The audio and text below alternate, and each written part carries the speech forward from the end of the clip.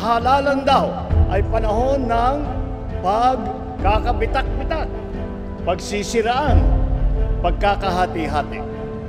Subalit kabaliktaran po ang inululunsad ng ating alyansa. Sapagkat ito ay isang kilusambayan na magbubuklod sa pinakamalawak na puwersa ng mga nagmamahal sa inang bayan, na pagsasamahin ang 12 magigiting na Pilipino na may taglay na sipag at galing para maging pinuno.